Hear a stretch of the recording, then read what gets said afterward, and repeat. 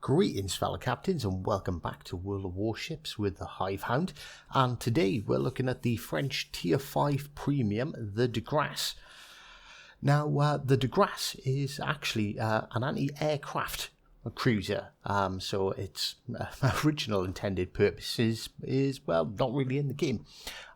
It was named in honour of Francis Joseph Paul, Marquis of De Grasse, and was in active service from 1965 to 1971 and was involved in a nuclear test campaign in the Pacific. Now, this is normally where I ramble on about all the battles it was involved in the World War and any World War One or World War Two, or any achievements it got. But the De Grasse was it wasn't in World War One or World War Two.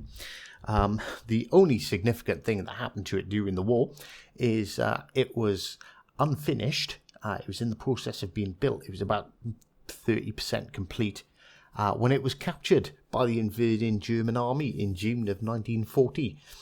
The Germans did intend to convert it to a light aircraft carrier, provisionally named 2.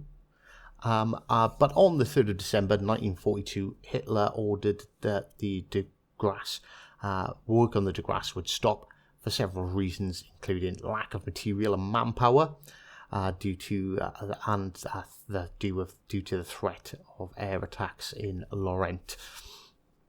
Apart from that, there's nothing great, nothing historic about the ship really. So its specifications: weighs 8,000 tons, has 952mm guns. It also has 610mm guns for secondaries. Has fitted with 9km range torpedoes, so that's pretty good, and has 110,000 horsepower or 82,000 kilowatts. So it makes the De Grasse a very, very fast ship. As you can see from the gameplay, you can see I'm spamming HE. I've set this cruiser up for fire damage. So we've got 3 fires burning merrily on the Iron Duke. So we're going to switch to armor piercing. As you can see, although I'm spotted, I'm not sitting out in the open. I'm hiding behind this island. It's fine if they can see me, as long as they're not shooting me, because I am a very, very lightly armoured cruiser. Although, unusual for a cruiser, I do actually have spaced armour, which means my protection against high explosive damage is, well, excellent. You don't really suffer any damage from high explosive. But again, lightly armoured, so anything with... even other cruisers, particularly things like the Ober at Tier 5, which have 203mm guns, you really want to be avoiding sailing broadside to the likes of them. Now, the De Grasse has really, really good guns. As you can see, my dispersion's really low. Also have a range of 15 kilometers, which is pretty good. I think if it's not, it's one of the longest ranges of any cruisers in Tier 5. I think the Ober might beat it slightly, but yeah, the guns are definitely the strong point of this ship. It's very weak. It is very fast though. It has, thanks to that 1,100 horsepower, it can actually travel at, well, you could see there, hit 36 knots. It'll actually hit 38 with a speed boost, and without it will merrily cruise along at 33 knots. So this ship does have a unique ability amongst all other cruisers where you can actively chase down destroyers and they cannot get away from you. You are actually quick enough to keep pace. So we're having a look round at our available targets. You see, we've still got the HE loaded. We've scored almost 38,500 damage already. Oh, here we go. There's some torpedoes coming from that way. And there we go. We've got our next victim.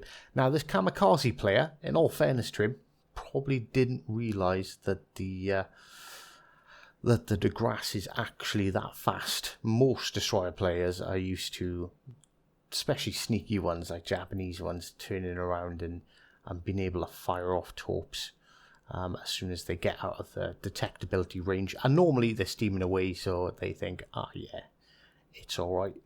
They're not going to catch me. But he learns a valuable lesson here.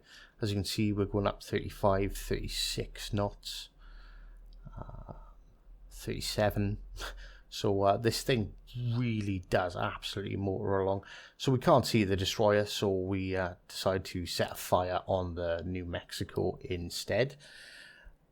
Keeping an eye out for, obviously, our hydroacoustic search is on cooldown, which is a shame. We probably could have really have done with that by now. And there we go. The kamikaze has popped up again. Instantly turns away. We take out his engine, which I think he repairs instantly. And we make the fatal mistake of turning across in front of his torpedoes. They probably weren't even fired at us. But we had to anyway. So the hunt for the kamikaze will continue. So whilst we're hunting down this kamikaze, it's a pretty uneventful point of the match. We'll talk about a bit more about the De Grasse. So it was the hull was eventually completed. So no armaments, just the hull in 1946, and was halted until 1951, where she was towed to the Brest Naval Yard to be completed and significantly modified in her original design. She became the nuclear test flagship she was the anti-aircraft flagship for the Mediterranean Squadron, first of all, and then she was selected to join the Pacific Experimentation Center to participate in the first nuclear tests in French Polynesia. She undertook some modifications between May 1964 and February 1966. The bridge was doubled. She had 50-meter high quadruple masts mounted on the aft, and half of her armaments were removed. She was made gas tight, fitted with washroom facilities. When I say washroom facilities, I'm not talking about a bathroom. I'm talking about nuclear washrooms, contamination, things like that. Yeah. Her crew was downsized to 560 men to accommodate the availability for 160 engineers and technicians. And she underwent 6 testing campaigns between 1966 and 1972 before she was finally decommissioned in 1973 and then sold for scrap later on. So here we have, so we've got ourselves a respectable, I think, 55,000 damage so far as we spot the Warspite for the first time and unleash our first salvo. We have been spotted. That's probably by the cruiser. The New Mexico pops back up. We fire a salvo off at him. And this is what I mean about the problem with light cruisers, and never ever go broadside. We've seen the Warspite turned his guns to us. We put in a sharp turn and almost, half of our health is instantly taken off us. So we're going to take care of this destroyer, because he's the one spotting us, and he's going to cause us problems if he continues to live. He slams on the anchors and pulls a sharp turn, dodging our shots. So you can see he's still turning in towards us, but the very quick reload on the De Grasse means we can finish him off.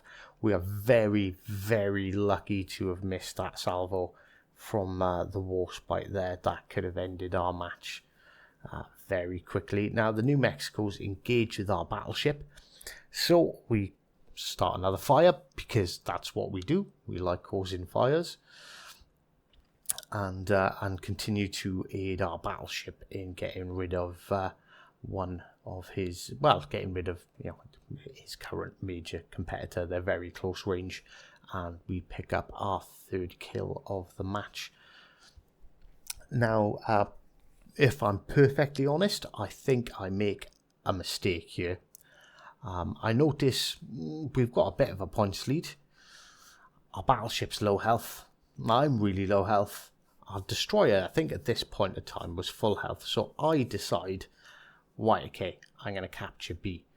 I could have pressed straight on and flanked round behind the Warspite at this point, which may have been a better tactic. But, you know, points make prizes. If you've got a big points lead, at this moment, you know, we could lose that battleship. Me and the destroyer could turn around, run away, and that would be it. We would win. So we cap the base. We press forward. Our battleship's not looking too healthy. To be honest, we're hoping the destroyer gets some good torpedoes away. We decide to make use of the De Grasse's torpedoes for the first time in this match. So we fire off a salvo at the Warspite. His turrets are facing the other way. So I knew I was going to crash then, but it was fine. I was crashing because I wanted to get my torpedoes away. We put it straight in reverse and start raining down some fire with our high explosives again. And bizarrely, I would have expected a fire already. It does actually take us a bit of time to get the Warspite burning. He's burning. I was hoping to set him on fire before the torpedoes reached him, because if the torpedo hit him and caused flooding, then that would have lasted for the remainder of the match. But obviously, as soon as the torpedo hit, well, no, actually, he still hasn't burnt his repair, so that's fine. Right, so yes, our battleship's down, and now the Warspite is all of a sudden paying us the attention I think he believes we deserve. So we're just trying to get another fire off, to be honest with you, to aid our destroyer, and that's us dead. Now we get a bit more fire and flooding damage. It takes us up to 105,000. We have got our high caliber, 225 hits, 14 fires, 5 defends. Picked up a 1 capture and 2 assisted captures with our 3 kills, and even got a hit with our secondary batteries. So it was a pretty good game, and I was like, well, yeah, maybe we should see how this turns out. Now, why this Acasta wasn't ready and prepared to fire torpedoes, I don't know. But he takes a hit, loses a good bit of HP, and gets his engine knocked out. Either his repairs on cooldown, or maybe he just doesn't know that his repairs were on cooldown, you know, that he's got repairs. You know, he's tier 4. Not everyone knows the game that well at tier 4. Now, I think he makes a big mistake here, because yes, the Warspite was turned in, but you can't see him, and that's a fairly narrow channel. So he fires his torpedoes in a really tight spread, pretty close together. As you can see, the 4 out of the 8 torpedoes are overlapping.